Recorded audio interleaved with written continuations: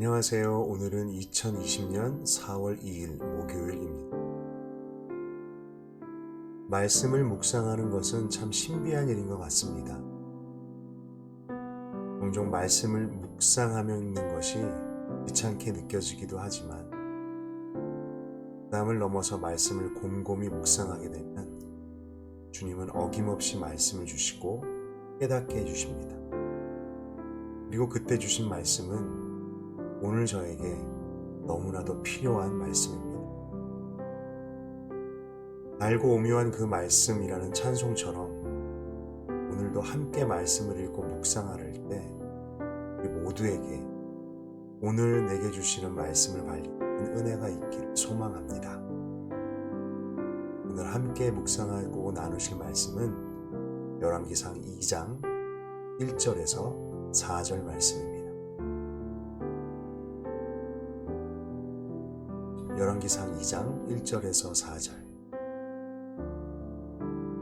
다윗이 죽을 날이 임박하매 그의 아들 솔로몬에게 명령하여 이르되 내가 이제 세상 모든 사람이 가는 길로 가게 되었노니 너는 힘써 대장부가 되고 내 하나님 여호와의 명령을 지켜 그 길로 행하여 그 법률과 계명과 율례와 증거를 모세의 율법에 기록된 대로 지키라.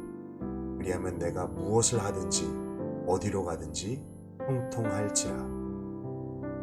여호와께서 내 일에 대하여 말씀하시기를 만일 내 자손들이 그들의 길을 삼가 마음을 다하고 성품을 다하여 진실이 내 앞에서 행하면 이스라엘 왕위에 오를 사람이 내게서 끊어지지 아니하리라 하신 말씀을 확실히 이루게 하시리라.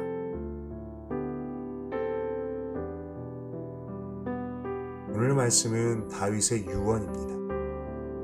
한 시대를 풍미했던 사무엘 상하 성경 두 권의 이야기에 대부분을 차지했던 인물 다윗이 죽습니다. 그가 말한 것처럼 내가 이제 세상 모든 사람이 가는 길로 가게 되었노니 사람이라면 피할 수 없는 길, 모든 사람이 맞게 되는 그 길로 다윗도 가게 됩니다. 사람은 끝을 아는 것, 유한한 인생임을 아는 것, 모든 부귀와 영화를 누려도 결국에는 빈손으로 가야 하는 것을 아는 것이 바로 지혜일 것입니다. 그가 자신을 이어 왕이 될 아들 솔로몬에게 유언을 전합니다. 그리고 그 내용은 성경 전체에서 항상 말씀하고 강조하는 내용입니다. 하나님의 명령, 그분의 말씀을 지켜 행하라. 어떻게 보면 또 그 소리야 라고 쉽게 넘어갈 수도 있는 말씀입니다. 하지만 이렇게까지 반복하고 강조하고 말씀하고 또 말씀하는 것은 우리 인생의 가장 중요한 진리를 담고 있기 때문이 아닐까요? 너는 힘써 대장부가 되고 내 하나님 여호와의 명령을 지켜서 그 길로 행하여 법률과 계명과 율례와 증거를 모세의 율법에 기록된 대로 지키라. 그리하면 내가 무엇을 하든지 어디로 가든지 형통할지라. 이 말씀 어디서 많이 들어본 말씀 같습니다. 성경을 창세기부터 계속 읽어온 우리에게는 모세가 죽고 새로운 이스라엘의 리더가 된 여호수아에게 하나님께서 주셨던 말씀, 바로 그 말씀임을 기억합니다. 강하고 담대하라. 너는 내가 그들의 조상에게 맹세하여 그들에게 주리라 한 땅을 이 백성에게 차지하게 하리라. 오직 강하고 극히 담대하여 나의 종 모세가 네게 명령한 그 율법을 다 지켜 행하고 우로나 좌로나 치우치지 말라. 그리하면 어디로 가든지 형통하리니. 정말 두 말씀이 비슷합니다. 두려워 말라. 말씀을 떠나지 말아라. 그리고 말씀하신 그대로 지켜 행하라. 그리하면 통하리. 형통. 우리들이 너무나 바라고 원하고 구하는 단어입니다. 성공하고 번창하고 부요하고 잘 되는 것. 그런데 말씀을 읽어보면 이 형통이라는 단어가 우리가 바라는 그 의미와 많이 다른 것임을 알 수 있습니다. 한 나라와 한 민족의 새로운 지도자가 된 여호수아와 솔로몬에게 하나님께서 그들이 성공하고 번창하고 부요하고 잘 될 비법을 말씀해 주시고 계시는 걸까요? 그럴 것 같지 않습니다. 오히려 하나님께서 주신 새로운 사명의 자리에 서게 된 새로운 사명을 감당해야 되는 두 사람에게 그 사명을 잘 감당할 수 있는 방법을 말씀해 주시고 계신 것 같습니다. 여호수아에게는 약속의 땅을 정복해야 하는 사명이 있었고 솔로몬에게는 아버지 다윗을 이어 하나님의 백성을 다스려야 하는 사명이 있었습니다. 솔로몬도 이것을 잘 알고 있었던 것 같습니다. 왜 그가 하나님께 지혜를 구할 때 그는 고백하지요. 종은 어린아이라 출입할 줄을 알지 못합니다. 그리고 제가 다스려야 될 백성들은 너무나 수가 많습니다. 주님, 저에게 지혜를 주시옵소서. 두려워해서는 사명을 감당할 수가 없습니다. 그래서 주님은 강하고 담대하라 라고 말씀하십니다. 이렇게 말씀하신 것 같습니다. 두려워한다는 것은 네가 그 사명을 감당하려고 하기 때문이다. 사명은 네가 너의 능력으로, 너의 지혜로, 너의 힘으로 하는 것이 아니다. 사명은 오히려 네가 아니라 바로 나 여호와가 이루는 것이다. 그렇기에 너는 강하고 담대하라. 그리고 내가 모세를 통하여 준 율법, 바로 그 말씀을 떠나지 말아라. 주야로 묵상해라. 그리고 내가 말한 그대로 너는 지켜 그 길로만 걸어가라. 여호수아에게 말씀하신 좌로나 우로나 치우치지 말라는 말씀이 바로 이 뜻 같습니다. 그 길로 똑바로 걸어가라. 여러분, 눈길에 운전하시다가 뒤치에 또랑에 빠져보신 적 있으신가요? 어떻게 하면 빠지던가요?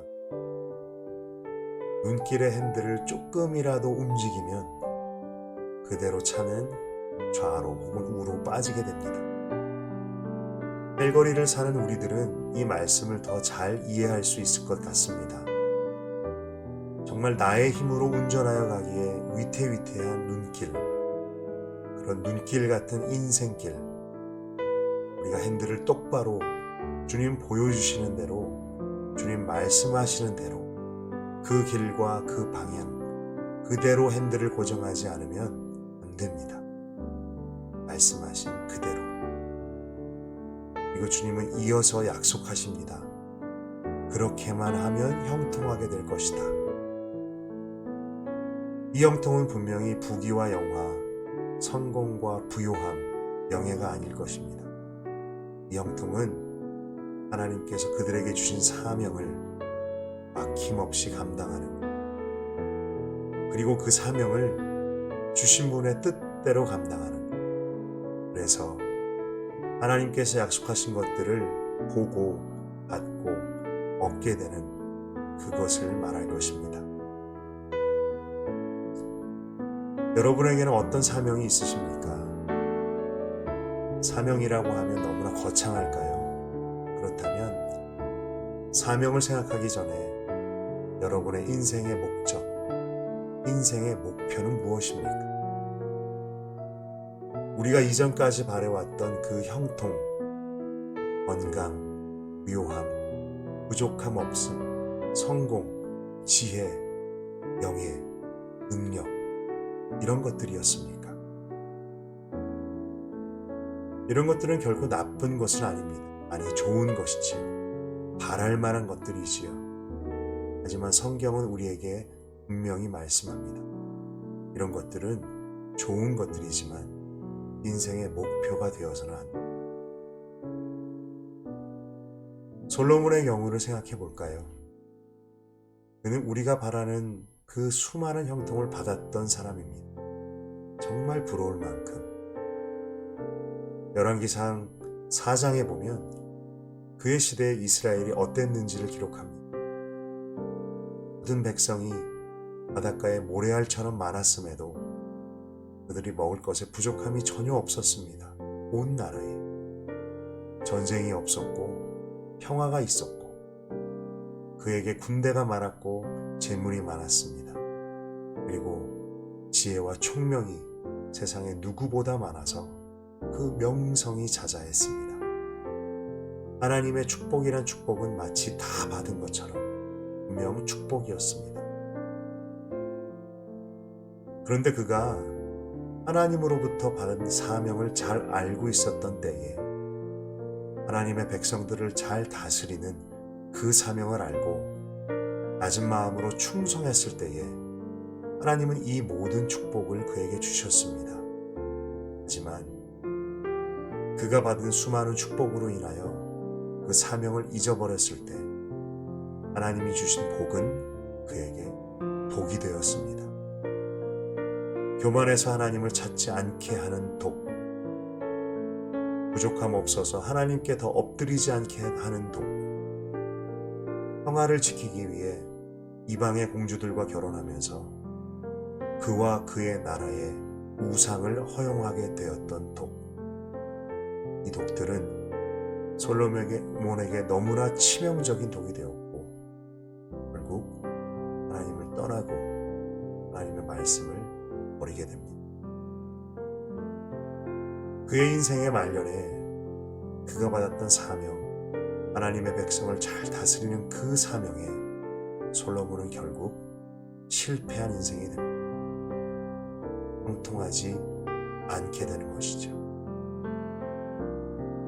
솔로몬의 경우만 보아도 우리가 축복이라 생각하는 것, 우리가 형통이라 생각하는 것이 얼마나 위험한지를 말해줍니다.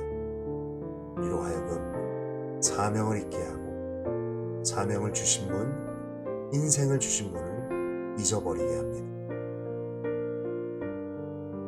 하나님께서는 다윗의 음성을 통해 우리들에게도 말씀해 주십니다. 너는 힘써 대장부가 되고 내 하나님 여호와의 명령을 지켜 그 길로 행하여 그 법률과 계명과 율례와 증거를 모세의 율법에 기록한 대로 지키라. 그리하면 네가 무엇을 하든지 어디로 가든지 형통할지라. 여러분의 인생의 사명은 무엇입니까? 여러분의 인생의 목표는 무엇입니까? 사람마다 다른 모양의 사명이 있고 모두에게 주시는 인생의 그 모양이 달라도 인생의 목적은, 목표는 동일할 것입니다.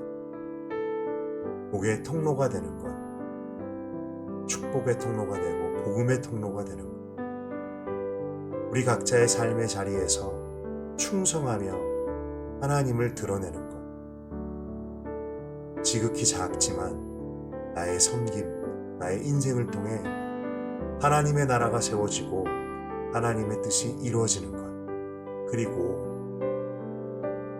주님 다시 오길 그 길을 예비하는 것, 다시 오셔서 온 세상을 회복시키실 예수님, 그 나라를 바라보고 그분 다시 오실 길을 준비하는 인생 되는 것, 그것이 바로 예수 그리스도를 믿고 거듭난 저와 여러분에게 우리의 인생을 보는 시각, 우리의 사명을 보는 시각, 우리가 소망하는 그 형통을 바라보는 시각도 거듭나야 될 그 시각일 것입니다. 저와 여러분의 인생이 나의 뜻이 아니라 하나님의 뜻대로 나아가기를 원한다면, 저와 여러분의 인생 가운데서 우리의 사명을 이루시는 하나님께서 떠나시지 않기를 원한다면, 그리고 하나님께서 저와 여러분에게 맡기신 사명을 발견하며 깨달으며 그 길로 행하기를 원한다면 우리의 결론의 말씀은 바로 하나님의 말씀입니다. 좌로나 우로나 또랑에 빠지지 않도록 마음의 중심이, 우리의 시선이 하나님께로 머무를 수 있도록. 방법은 하나님의 말씀밖에 없습니다.